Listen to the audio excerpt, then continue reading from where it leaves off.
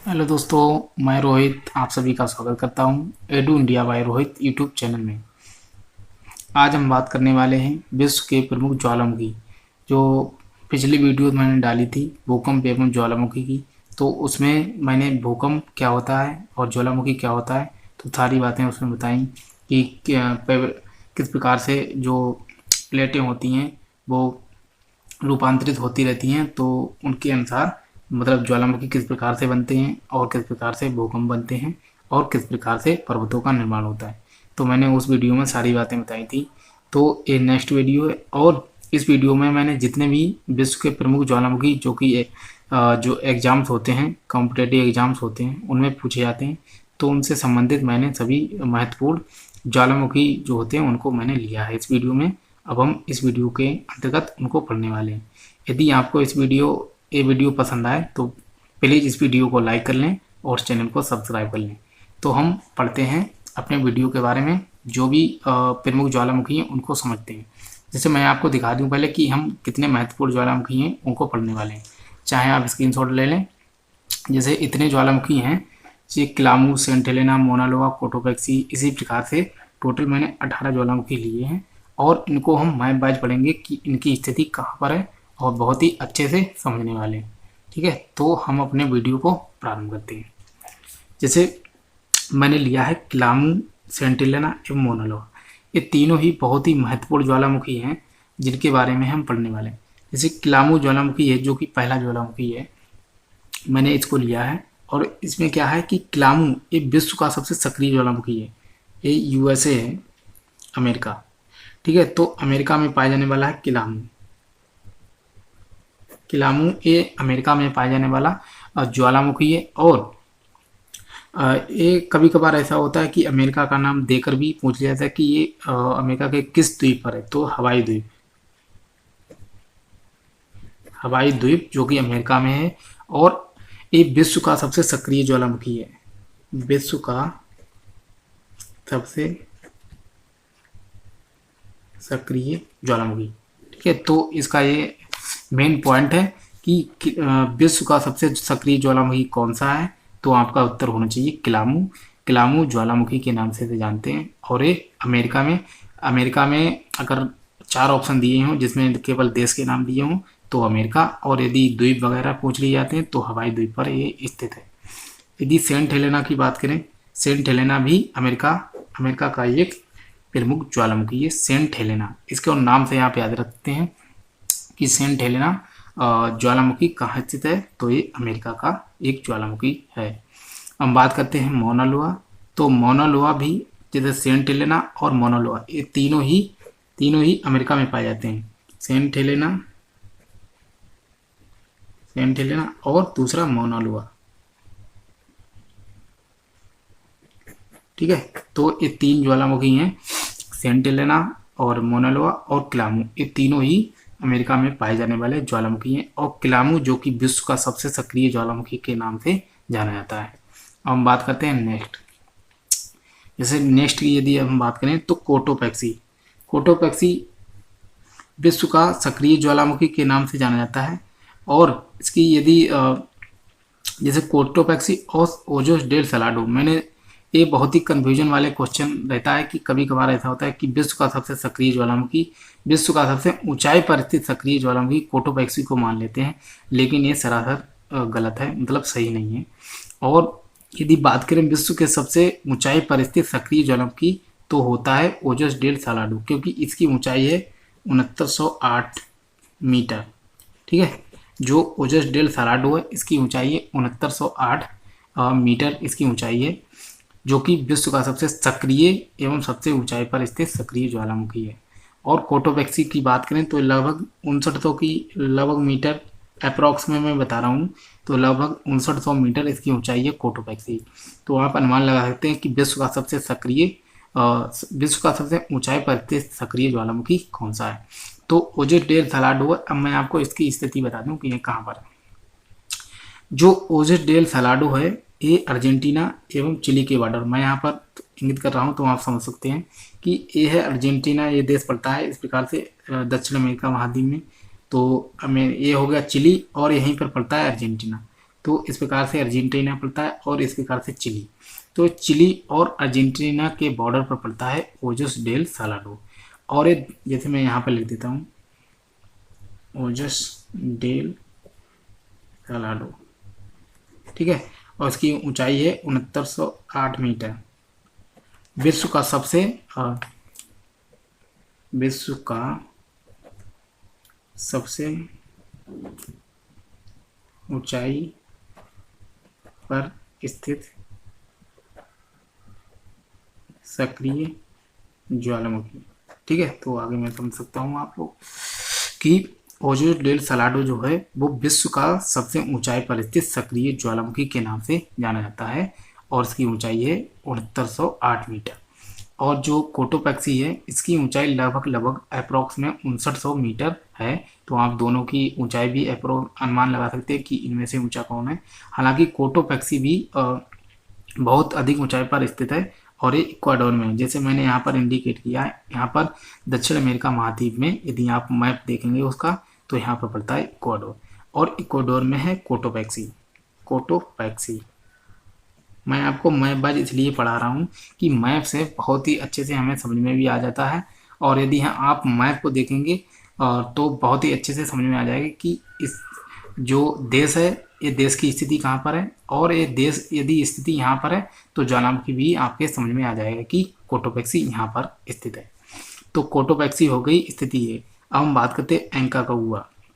एंकाकागुआ जो कि यहाँ पर पता है कि आपको कि दक्षिण अमेरिका महाद्वीप की एवं विश्व की सबसे लंबी जो पर्वत श्रृंखला है एंडीज, जो वो इस प्रकार से दक्षिण अमेरिका के बहुत ही अधिक देशों में पाई जाने वाली पर्वत श्रृंखला है, जो कि मैं पर्वत वाले वीडियो में आपको बता भी चुका हूँ। तो एंडीज पर्वत की जो सबसे ऊंची चोटी है एंकाकागुआ, एंकाकागुआ वो भी एक ज्वालामुखी पर्वत है, ठीक है। तो एंकाकागुआ भी हमने शामिल कर लिया। अब बात करते हैं चिम्बाराजो। ये चिम्बाराजो जो है ये भी इक्वाडोर में स्थित ज्वालामुखी है, ठीक है। इधर लिख देता हूँ चिम्बाराजो। चिम्बाराजो और कोटोपैक्सी दोनों के दोनों पड़ते हैं इक्वाडोर में, ठीक है। तो मैंने इसलिए देश वाइज ले लिए हैं। कोटोपैक्सी एवं चिम्बाराजो दोनों के दोनों इक्वाडोर में।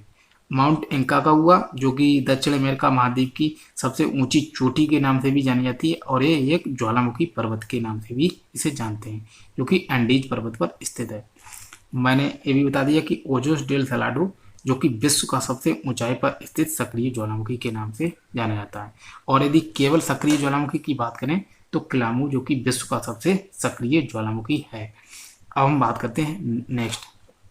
जैसे नेक्स्ट की यदि हम बात करें तो किलिमंजारो और माउंट कैमरून, इनको हम समझते हैं। जैसे किलिमंजारो और कैमरून की यदि बात करें हम, जैसे किलिमंजारो आपको मैं बता चुका हूँ कि जो अफ्रीका महाद्वीप है, अफ्रीका महाद्वीप की सबसे ऊंची चोटी के नाम से भी किलिमंजारो जाना जाता है। और किलिमंजारो जो कि तंजानिया की सबसे ऊंची चोटी एवं अफ्रीका की भी सबसे ऊंची चोटी, लेकिन ये एक ज्वालामुखी पर्वत भी है, ठीक है। तो ये हो गया तंजानिया में। और माउंट कैमरून इसको हम पढ़ सकते हैं अफ्रीका के अंदर, माउंट कैमरून, ठीक है। तो माउंट कैमरून जो कि अफ्रीका के अंदर एक ज्वालामुखी पर्वत है, और किलिमंजारो जो कि तंजानिया में स्थित है। तो आप समझ सकते हैं मैप बाइज। अब हम बात करते हैं नेक्स्ट की। जैसे हमने नेक्स्ट लिया है विसुवियस, एटना और स्टाम्बोली। ये तीनों ही बहुत ही महत्वपूर्ण हैं और इनको हम समझते हैं कि इनकी स्थिति कहाँ पर है। जैसे ये है इटली, ठीक है। मैंने यहाँ पर मैप डिस्क्राइब किया है तो वहाँ समझ सकते हैं। जैसे ये है इटली, ठीक है। तो इटली में पढ़ते हैं तीन, जैसे नहीं तीन नहीं दो पढ़ते हैं। जैसे एक हो गया पहला है विसुवियस। विसुवियस एक बहुत ही महत्वपूर्ण मतलब ज्वालामुखी है, जिसके बारे में कई एग्जाम्स में पूछा जा चुका है कि विसुवियस किस देश का ज्वालामुखी किस देश में स्थित है, तो इटली। दूसरा पूछा गया कि एटना ये भी इटली में स्थित ज्वालामुखी है। ये दोनों बहुत ही महत्वपूर्ण हैं, इनको आप मैप बाय याद रखें कि इटली में एटना और विसुवियस ज्वालामुखी स्थित है, ठीक है। अब हम बात करते हैं स्टाम्बोली।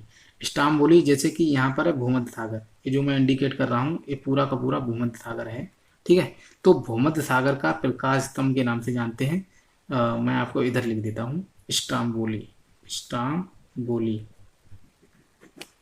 स्टाम्बोली जिसे भूमध्य सागर का प्रकाश स्तंभ के नाम से भी जानते हैं।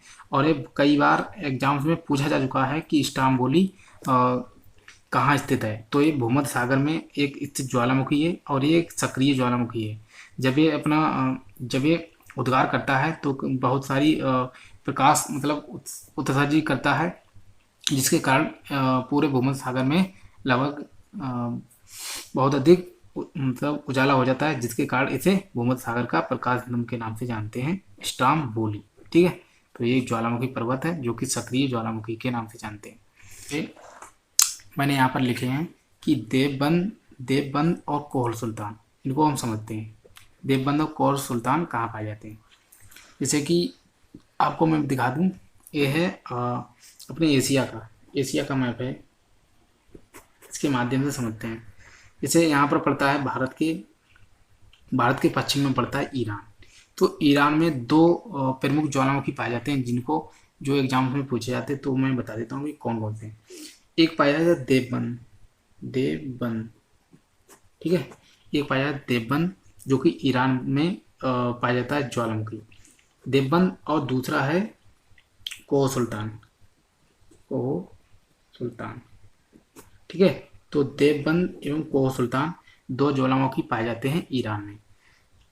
पूछा जाता है कि देवबंद किस देश का ज्वालामुखी है या कोह सुल्तान किस देश का ज्वालामुखी है, तो ईरान के नाम से आप याद रख सकते हैं। अब हम बात करते हैं नेक्स्ट, जैसे हमारे नेक्स्ट जो मैंने लिखे हैं उनको समझते हैं। जो फ्यूजियामा है, फ्यूजियामा के बारे में समझते हैं कि ये कहाँ पाया जाता है। यदि फ्यूजियामा की बात करें तो इधर मैंने इंगित किया है जापान। ये जो मैप है ये पूरा का पूरा जापान है। तो जापान में पाए जाने वाला ज्वालामुखी है फ्यूजियामा।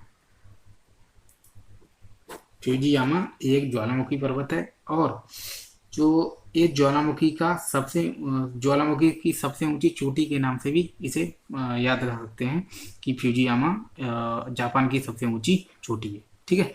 तो हम बढ़ते हैं नेक्स्ट। अब जिससे हमारा नेक्स्ट है 16वां, क्राकातुआ कहाँ पाया जाता है।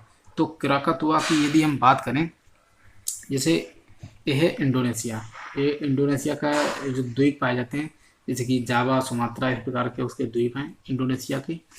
तो जो क्राकातुआ है वो पढ़ सकते हैं कि इंडोनेशिया में स्थित है। क्राकातुआ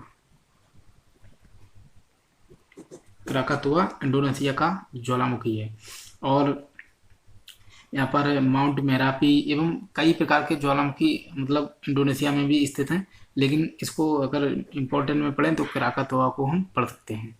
और यदि हम आगे पढ़ें, जैसे हमारा भारत है, तो यदि आपने भारत का मैप अच्छे से देखा होगा तो आपको बहुत ही अच्छे से पता होगा कि भारत के पश्चिम में, जैसे पश्चिम में पड़ जाता है अरब सागर, और जो भारत के पूर्व का एरिया है, पूर्व का तट है, उसे कहते हैं बंगाल की खाड़ी, ठीक है। तो बंगाल की खाड़ी में पड़ता है अंडमान निकोबार द्वीप समूह।